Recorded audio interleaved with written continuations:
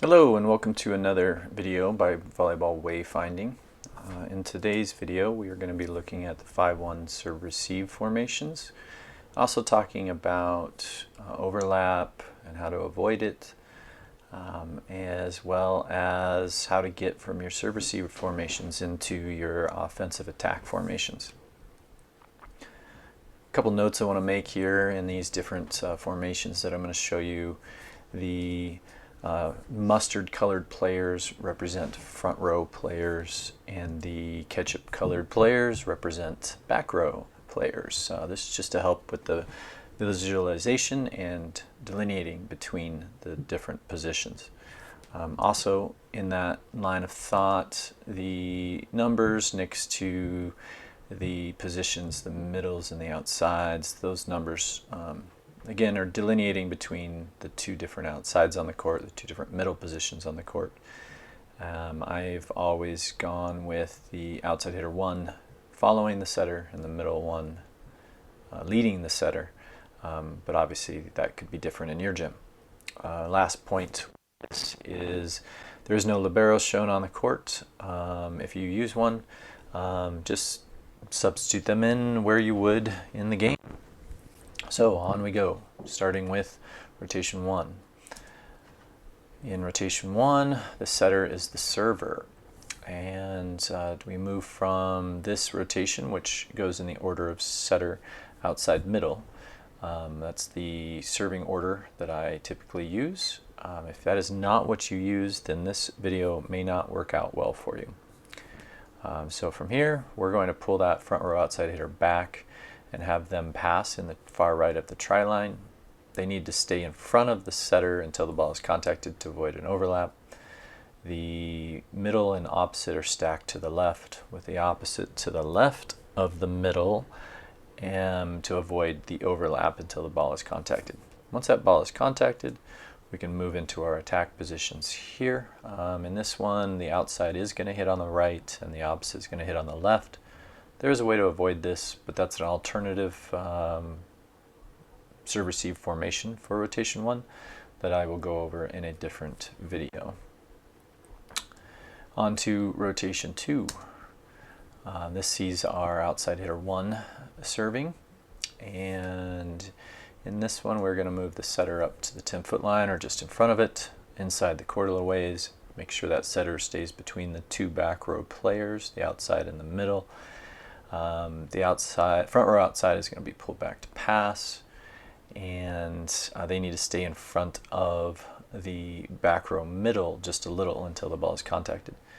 The opposite, front row opposite and front row middle are on the right sideline. The front row opposite does need to be a little to the left of the middle in order to avoid an overlap. And once the ball is served, we move into our attack positions here. Then we move into rotation 3.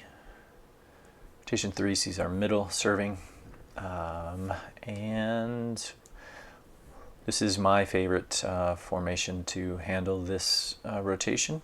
We pull that setter up to the 10-foot line, just to the left of the back row outside hitter.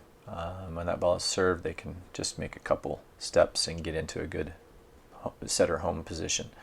Pull the front row outside all the way back to pass on the left. They do need to stay slightly in front of the front row outside or the back row outside player in order to avoid the overlap.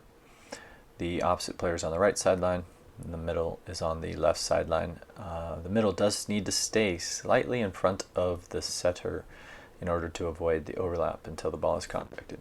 Once the ball is contacted, we can move into our attack positions here. Rotation 4, we get to see the setter in the front row now. The opposite is serving.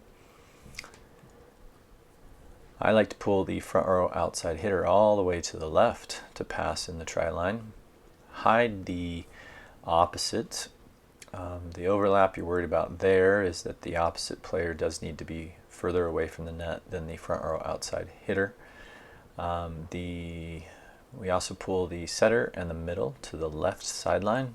This does mean the setter has to move a little bit more than any other rotation, but with just a little training they can get this done pretty easily. The setter does need to stay slightly to the left of the middle, front row middle, in order to avoid the overlap. One thing I like about this rotation is that many opponents see this as a rotation 1, with believing the opposite is going to be the setter, and therefore can get a little confused.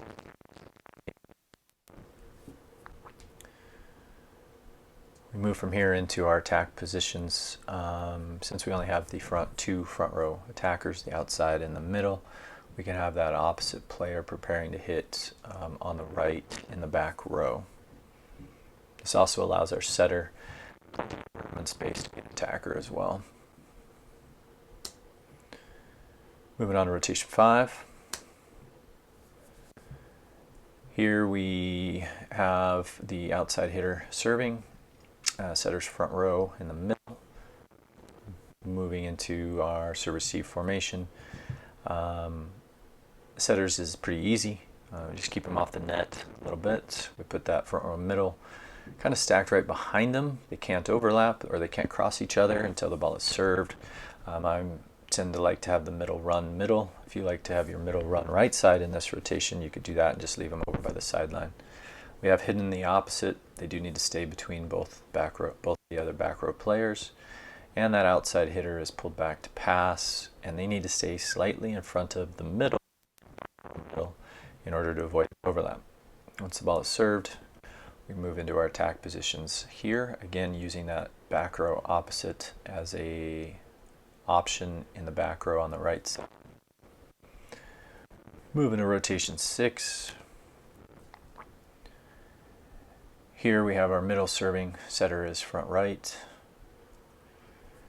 Pulled back our outside hitter to pass, front row outside hitter to pass. They do need to stay slightly in front of the back row outside hitter in order to avoid the overlap. Hiding the opposite again, who needs to stay to the left of the back row outside hitter in order to avoid the overlap. The middle, front row middle, needs to stay to the left of the outside hitter who pulled to pass, which is why I have them on the sideline here. And then the setter just in a great spot to move to any ball that's passed and put up a good set. And once the ball is served, move into our attack positions here. Again, utilizing that opposite as an option in the back row if need be. And that is it. Thank you for watching. Hopefully this helps. Feel free to let me know.